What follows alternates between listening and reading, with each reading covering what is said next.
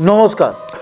আপনার বিজনেস শেষ, বিজনেসকে চেষ্টা করেও সে বিজনেস আপনি রাখতে পারছেন না, বিজনেস শুরু করেই আপনার শেষের পথে, টাকা লাগিয়েছে প্রচুর টাকা সে বিজনেসটাকে চালানোর জন্যে, সে বিজনেস আপনার ডেভেলপ হচ্ছে না, প্রচুর টাকা লোনে ডুবে গেছেন, সে টাকাও আপনার গেল, বিজনেসও আপনার ডুবে যাচ্ছে।